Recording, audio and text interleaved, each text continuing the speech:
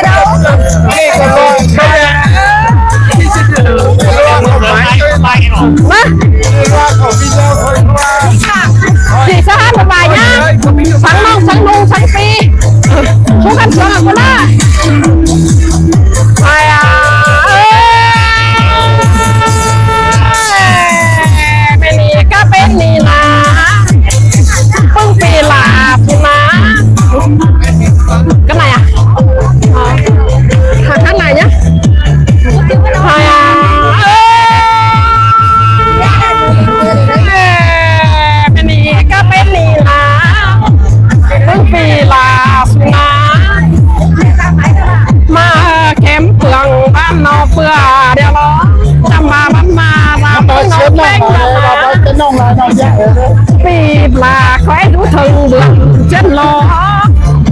ข้ามามาแก้มเปลือกปันโนเปลือกเดียวล้อเลือเสือคงคงคุณปานน้องก็เจียงเสียวค่ะมักบันมาปีลาชุดที่ชื่อสูงน้องแป้งนี่น้องลาใครก็เยอะ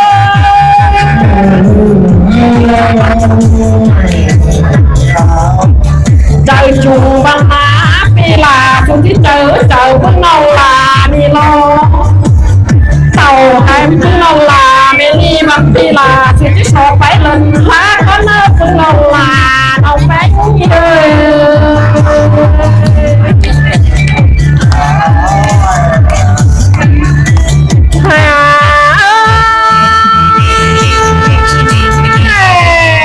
ที่สอบไปนั่งบันลาฝ่ายล้านโบยสอบไปเมื่อแผ่นเนียนใครสั่งทั้งฉันอย่านักการสั่งเนื้อต้องลาใจก็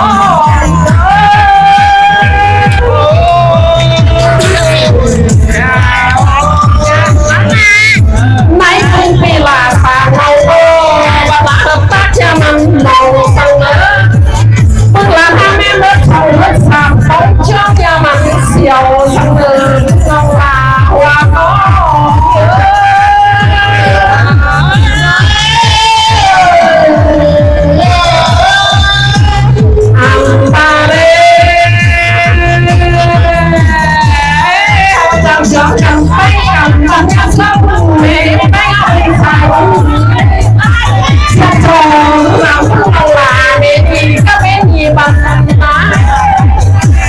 มันมีห่างยันเจ้าเชียร์เสาแก้มน้องลาไม่มีบัตรที่ไรชอบไปเลยฟ้าก็มือน้องเล่นเลย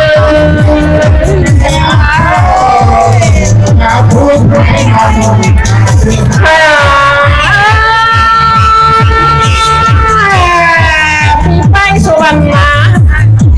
ที่ชอบไปแค่ไปไหนเอวชอบไปเอวจังเสียงหัวเสือต้องเอาลานการลงกระเตอมดโขกไม่อาแต่เมื่อ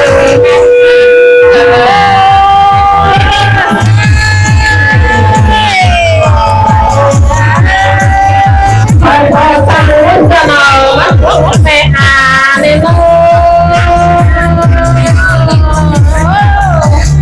อย่าเลือดตาเด้อเรา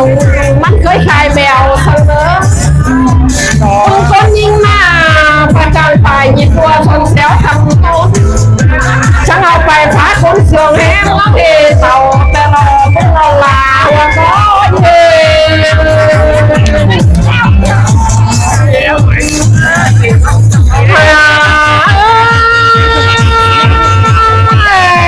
ปีลาปูวนา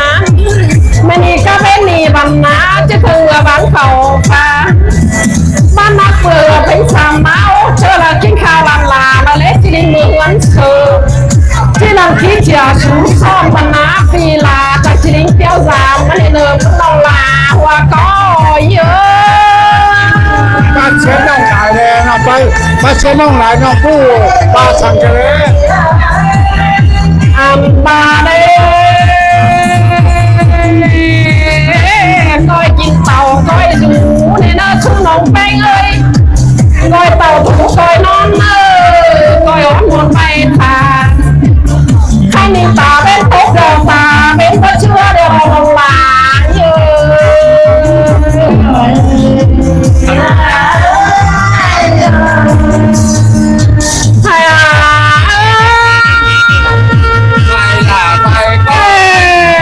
ตาเป็นมาเลยตาเป็นบางตา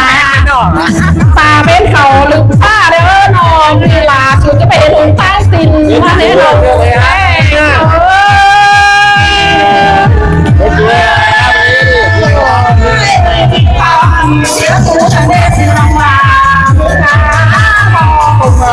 ไปนี่เจียงมาบันปีเลยจากที่เต่าหน้าหนองแจ้งเอ้ยที่รถสองใบเกลือที่เงินที่เรามาไปแล้วกันเนอะที่เจพุทธิลาชนะนาเกี่ยวได้เชื่อแก่ของงานจะรอน้องลาเย่เราไป เอาเอ้ยน้องใครปึงน้องลากูนับว่าก็จุงตะเคียตุนมันไม่เฮ็ดหรอกให้ชื่อสองไว้มาเชื่อมันปีชื่อสองไว้